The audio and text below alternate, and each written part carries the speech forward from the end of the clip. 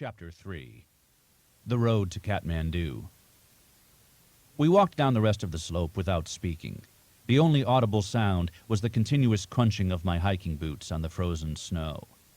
When we finally reached the road, I had to sit down and rest for a few minutes. I was both physically and mentally exhausted from the altitude, the excitement of having just snowboarded my first Himalayan mountain, and the incredulity of walking down a mountain next to a short, bald-headed Buddhist monk whom I had met the night before in a dream and surfed today.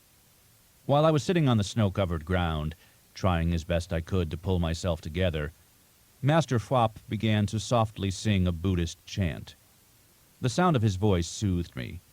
After listening to him sing for a few minutes, I felt refreshed and relaxed. I stood up, and then Master Phwap and I began walking down the road to Katmandu together. While I was walking along the road next to Master Phwap, I had the opportunity to examine him more closely. He was about 5 feet tall, very thin, and couldn't have weighed more than 125 pounds. From my 6'3" vantage point, I had an excellent view of his neatly shaved round head. His face, like that of so many Nepalese people, was gently wrinkled from a lifetime of exposure to bright sunlight and extreme high altitude. But despite the many small, fine lines of age, he didn't seem at all old. In fact, his skin had a healthy and youthful glow. I guessed that Master Phwap was about 70 years old. His eyes were hazel-colored, although they seemed to change hue according to his mood.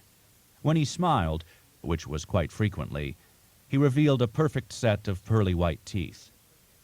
His saffron-colored monk's robe looked ancient.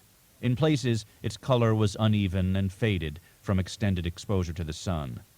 He wore small boots with high stockings and walked with a graceful agility. I had some difficulty keeping up with him as we walked along the road to Katmandu together. It was his eyes that kept catching my attention as we walked. They sparkled with an inner power and intelligence I had never witnessed in anyone else before. Walking next to Master Phwap, I had the strange and haunting feeling that I had always known him. For some unknown reason, it didn't seem to be at all unusual or out of place for the two of us to be out walking together in the winter snow down a Himalayan road on a late January afternoon. I sensed that we would be bumping into each other soon. He laughed, although I must admit I didn't know that today would be the day. My own master, Phwaz Shastradup, foretold of our meeting many long years ago. He said that one day I would run into a tall Western youth on this very mountain.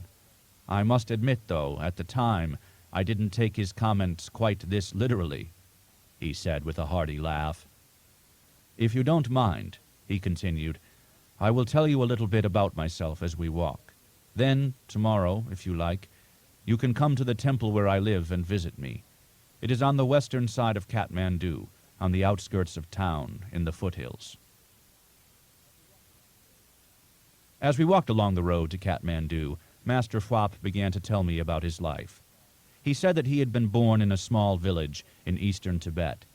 As a child, he had shown an early aptitude for Buddhism, and so, as was the custom in Tibet at that time, on his 10th birthday, his parents admitted him to the local monastery to study Buddhist yoga and to become a monk. Master Phwap told me he had spent many happy years growing up in the monastery. The senior monks taught him the Buddhist scriptures, meditation, astrology, and Tibetan medicine, while he practiced Buddhist debate and martial arts with some of the younger monks. Master Phwap said that although the senior monks who taught and resided in his monastery were very knowledgeable about meditation and Buddhist yoga, unfortunately, none of them were enlightened. At the age of 19, when he had learned all he felt he could from the senior monks, he decided to leave the monastery and search for an enlightened Buddhist master of his own. Master Phwap explained to me that to become enlightened, it was necessary to first find and study with an enlightened Buddhist master. I knew that only a fully enlightened Buddhist yoga master, who had the full power of enlightenment at his disposal, Master Phwap explained, would be able to show me how to attain enlightenment and reach nirvana in this very lifetime. In his search for a fully enlightened master of his own, the young Master Phwap traveled and roamed for many years throughout Tibet, Nepal, Bhutan, Sikkim, China, and India. In his travels, he had met many Buddhist yoga masters, some of whom could perform miracles. I asked Master Phwap if he would tell me about some of the miracles he had seen the Buddhist masters perform. He told me he had met Buddhist masters who could levitate, heal the sick, become invisible at will, fill the night sky with white and colored light, open interdimensional doorways, and do many other incredible things. He said the unusual powers these masters possessed that enabled them to perform these miracles were called siddhas. He explained that the masters he had met gained their siddha powers from many years of meditation upon their chakras. At that point, I interrupted Master Phwap's narration and asked him if he would explain to me what chakras were. He told me that chakras are mystical energy centers that exist within the human aura. He said every living being has an aura, a field of psychic energy that surrounds and protects its physical body from negative psychic energies. He explained that the aura is the body's psychic immune system. Master Phwap further explained that tremendous occult power resides in a person's chakras, and that siddha masters draw upon that power during their meditation practices, store it within themselves, and later use it to perform miracles. From a Buddhist point of view, Master Phwap said, having siddha powers and being a siddha master was indeed a great yogic accomplishment, but it was not the same as being enlightened. He remarked that many people commonly confuse siddha masters, who have the power to perform miracles through the activation of their chakras, with enlightened masters, who can enter into a deep meditative state of emptiness, which he referred to as samadhi.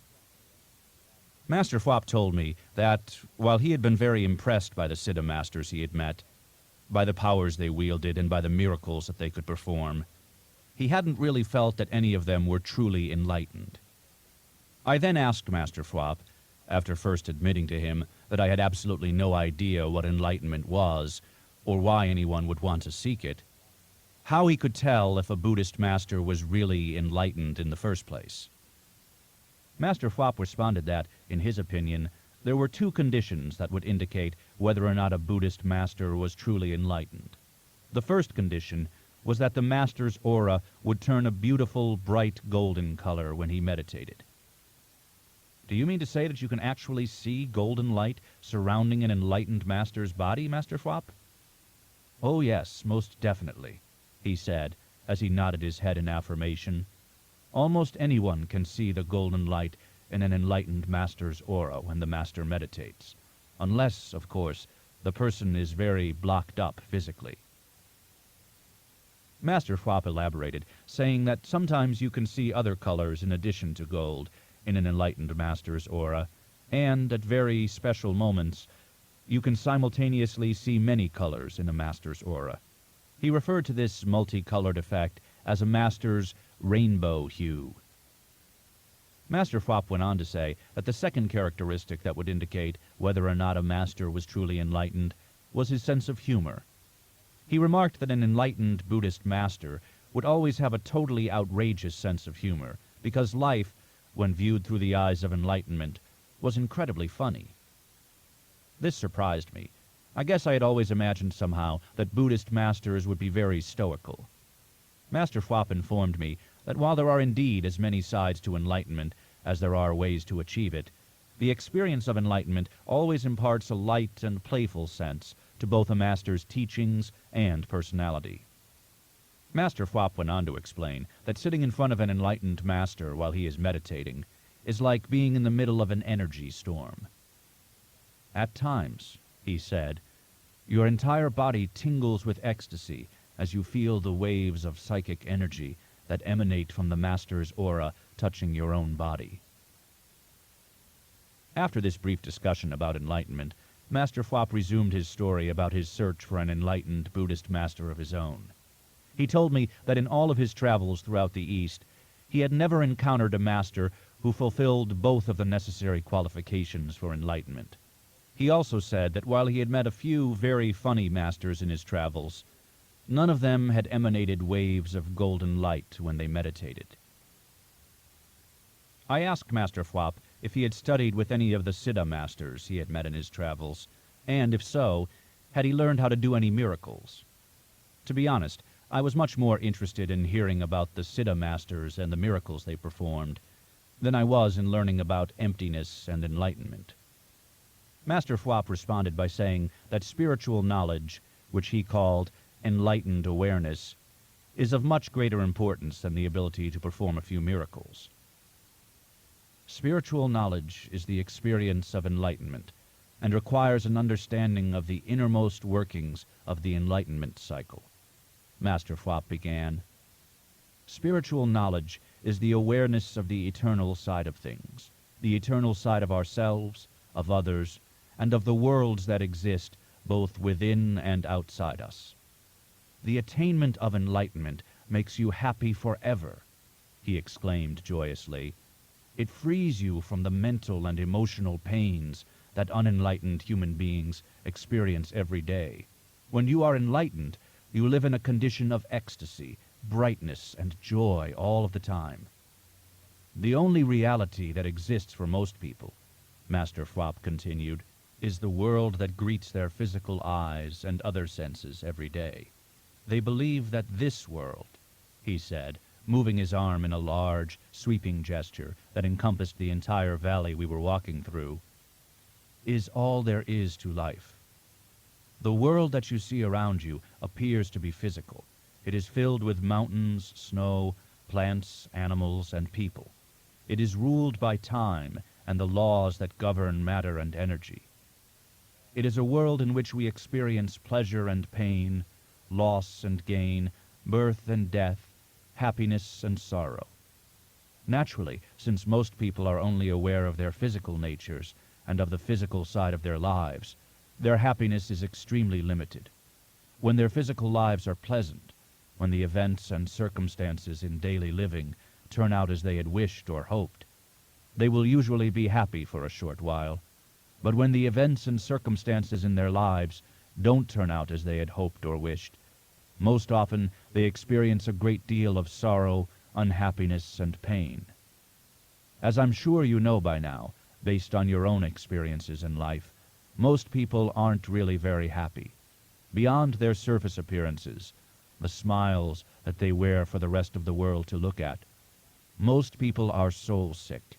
The vast majority of people who populate our planet live lives of quiet desperation that are all too often quite harsh and painful. Lives in which events and circumstances usually don't turn out the way they had hoped or planned. Most human beings are completely out of touch with their spiritual nature, Master Fwop stated in a factual tone of voice, and with the inner dimensions that exist within themselves. They don't realize each person has a soul, an inner core of light and intelligence as vast as 10,000 worlds, whose true nature is emptiness, ecstasy, and happiness. But Master Fwop, I quickly interjected, lots of people know about the soul. They teach people about that in church. Yes, he replied, some people do know they have a soul, but just because, at one time or another, a priest or a monk told them they have a soul doesn't mean they have personally experienced their own soul, or know how to get to it and bring its power, beauty, happiness, and enlightenment into daily life. Human beings are soul-sick because they are cut off from the ecstasy of creation. Enlightenment, which is the pure experience of the soul's light, is not simply an intellectual understanding one gains about living. It is a direct and powerful entrance into and experience of the most ancient, knowledgeable, and eternal part of ourselves. We are luminous beings, Master Fwop exclaimed. Beneath our transient physical bodies, we are made of intelligent light.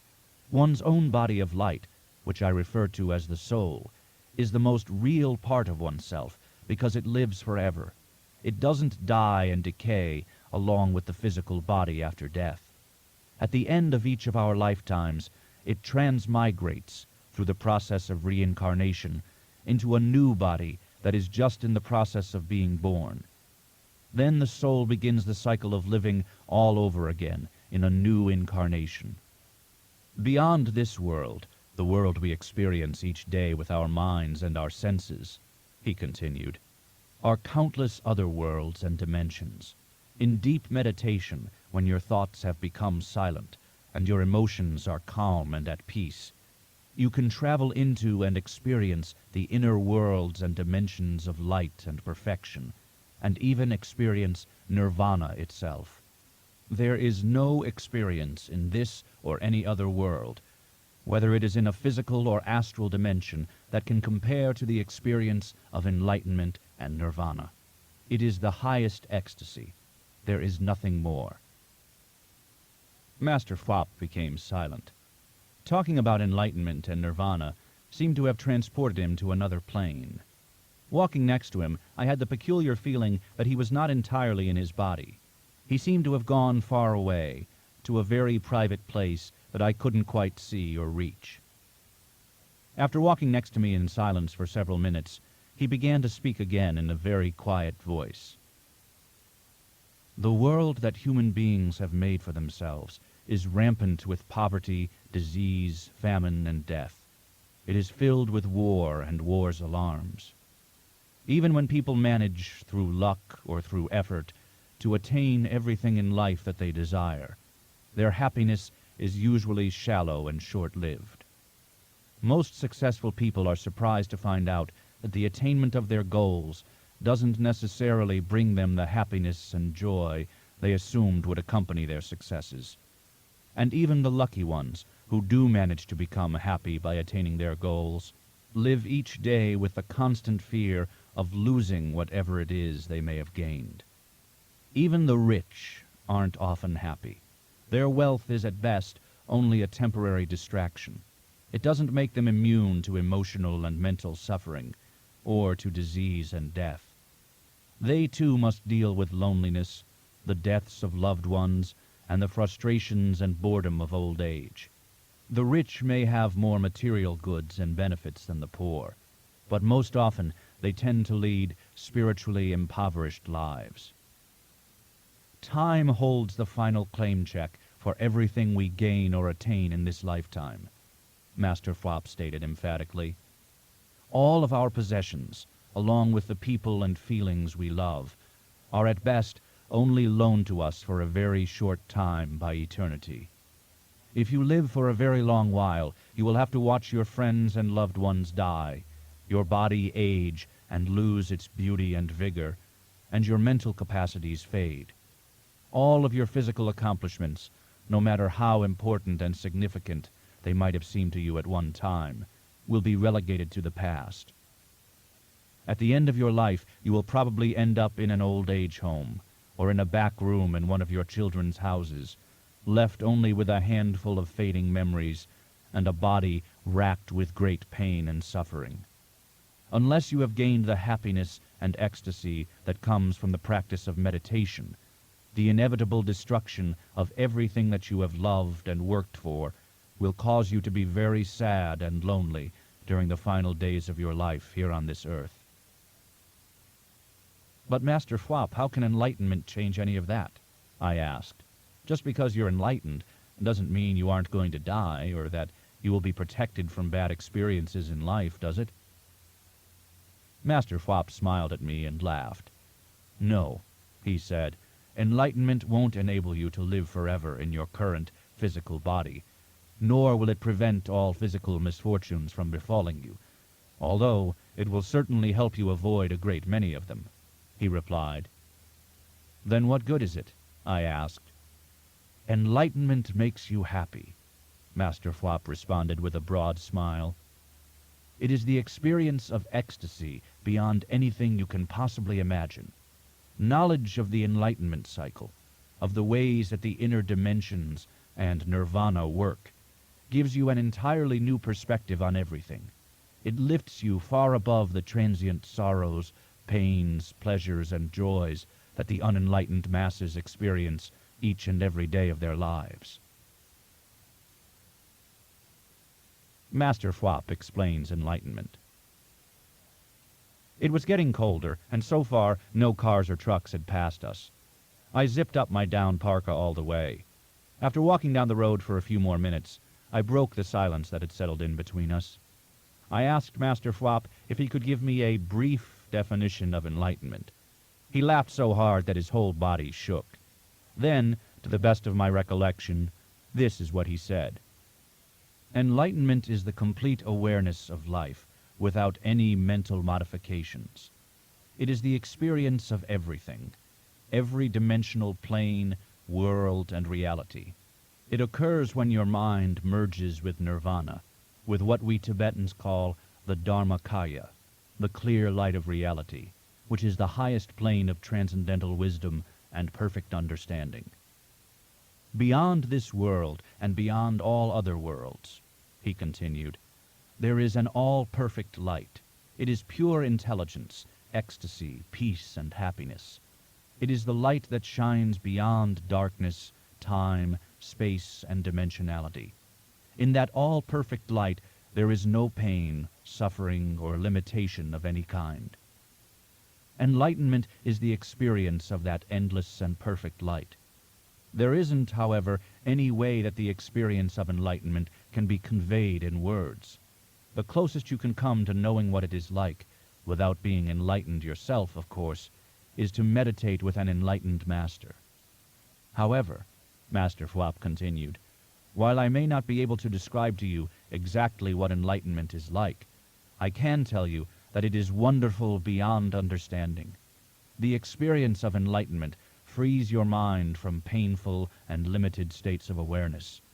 It is ecstasy, peace, and happiness beyond measure. After Master Fwop explained to me why he couldn't describe what enlightenment was like, he resumed his narrative about his search for an enlightened master of his own. He told me that after many years of fruitless traveling and searching, he had inwardly resolved that if he hadn't met his master by the time he was 29, he was going to call off his search, and instead find a nice Tibetan woman to settle down with. But, as fate would have it, on the afternoon of his 29th birthday, on his way into town to look for a date, he at long last met his master.